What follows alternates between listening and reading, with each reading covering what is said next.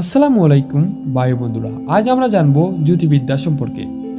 জ্যোতির্বিদ্যার অজানার রহস্য। ইসলাম কি আমাদেরকে সেই জ্যোতির্বিদ্যা সম্পর্কে ধারণা দিয়েছে, সে বিষয়েও আজ আমরা জানবো। তাই ধৈর্য সহকারে সম্পূর্ণ ভিডিওটি দেখবেন এবং এখান থেকে আপনার অনেক কিছু শিক্ষা নেওয়ার আছে। তাহলে শুরু করা যাক। জ্যোতির্বিদ্যা শিক্ষা করা ও অর্জন করা নিন্দনীয় কাজ, সুতরাং নবী করিম সাল্লাল্লাহু আলাইহি সাল্লাম বলিয়াছেন, যখন তাকদীরের আলোচনা হইতে দেখিবে তখন চুপ থাকিবে, যখন তারকার আলোচনা হইতে দেখিবে তখনও চুপ থাকিবে, আর যখন আমার সাহাবায়ে কেরামের ব্যাপারে আলোচনা হইতে দেখিবে তখনও চুপ থাকিবে।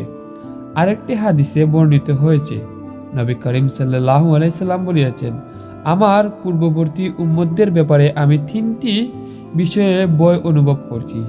এক, নির্দৃষ্টায়ী লোকেদের অত্যাচার ও বাড়াবাড়ি হইতে। দুই, তারকাজির উপর বিশ্বাস ভক্তি হইতে। এবং তিন, অদৃষ্টের প্রতি অস্বীকার করা হইতে। আমিরুল মুমিন হযরত উমর ফারুক রাদিয়াল্লাহু আনহু বলিয়াছেন, জ্যোতির্বিদ্যা শুধু তুমি এতটুকুই শিখতে পারো যতটুকু দ্বারা জল ও স্থলের রাস্তা পাওয়া যায়, ইহার চাইতে অতিরিক্ত শিক্ষা গ্রহণ করিও না। তিন কারণে জ্যোতির্বিদ্যা শিক্ষা করা নিষিদ্ধ।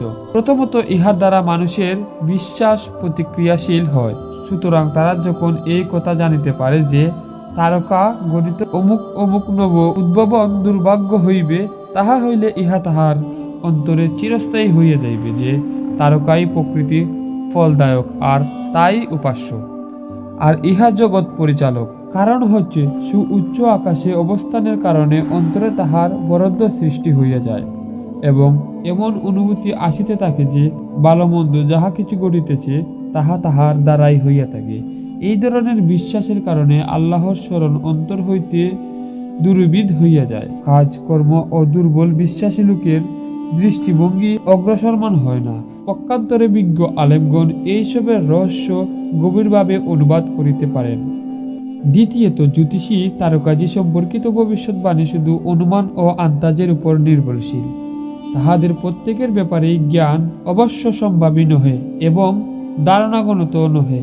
এই কারণে জ্যোতির্বিদ্যার সাহায্যে কোনো নির্দেশ জারি করা মূর্খতার প্রতি নির্দেশ জারি করার মতোই। এই অবস্থায় জ্যোতির্বিদ্যার নিন্দা শুধু এই জন্যই করা হইয়া থাকে যে ইহা নিরেট মূর্খতা, তবে এই জন্য নহে যে তাহাও একটি বিদ্যা।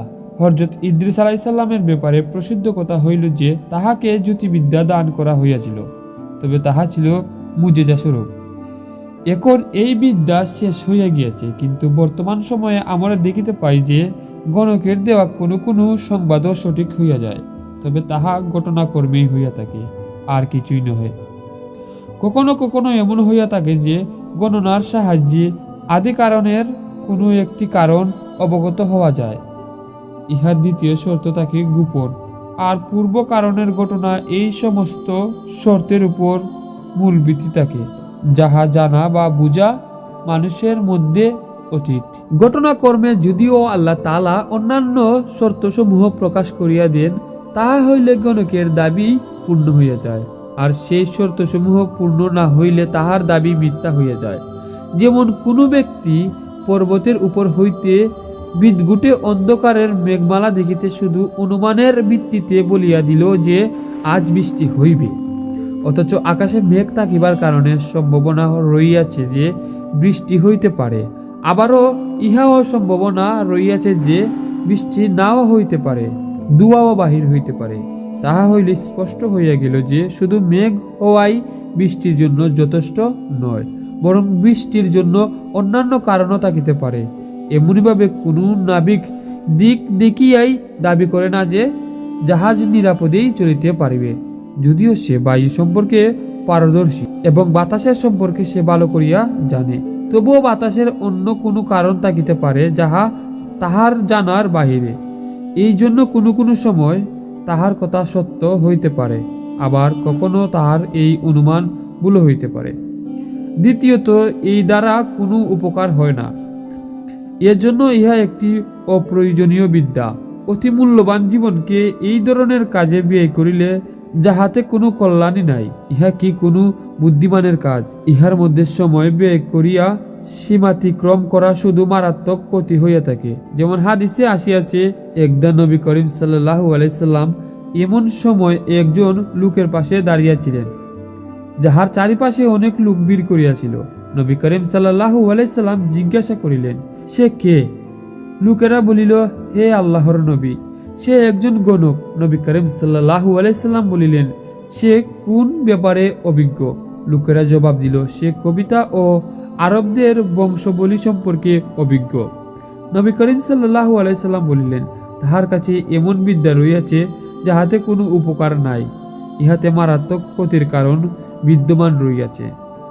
অন্য একটি বর্ণনা মতে ইলিম বিদ্যা মূলত তিন ধরনের: এক, আয়াতে মুহকামার ইলিম; দুই, সুন্নাতে জারিয়ার ইলিম; তিন, উত্তরাধিকারের সম্পদের ইলিম। উপরোক্ত হাদিস হইতে জানা যায় যে জ্যোতির্বিদ্যা এবং ইহার মধ্যে অন্যান্য ইলিমও মশগুল হওয়া নিজেকে নিজে বিপদে ফেলিয়া দেওয়ার নামান্তর। আবার ইহা স্মরণ রাখিতে হইবে যে গণক বিদ্যার মধ্যে চিকিৎসার এবং ইলমের তাবির দ্বারা যাচাই না করা উচিত, কারণ চিকিৎসার সহিত মানসিক প্রয়োজনীয়তা জড়িত রইয়াছে। দ্বিতীয়ত, ইহার অধিকাংশ প্রমাণাদি দার্শনিক ও চিকিৎসাগণ অবগত হইয়া থাকেন। এমনিভাবে স্বপ্নের ব্যাপারে জ্ঞান যদিও অনুমান ভিত্তিক, কিন্তু ইহা হইতে হাদিসসমূহে নবুয়তের 46তম অংশের স্বীকৃতি দেওয়া হইয়াছে। আবার ইহাতে কোনো প্রকার ভয় এবং আকিদা বিনষ্টের আশঙ্কা নাই। ইমাম দামেরি রহমতুল্লাহি আলাইহি বলিয়াছেন, এই প্রয়োজনীয়তার কারণে আমাদের গ্রন্থে এই দুইটি প্রকার ইলিম, চিকিৎসা ও তাবির হইতে চিত্রাকর্ষকতা গ্রহণ করিয়াছি, কেননা এই ধরনের ইলিমে ভুলের সম্ভাবনা কম। তো আজকের ভিডিও এই পর্যন্তই। আশা করি আপনারা বুঝতে পেরেছেন।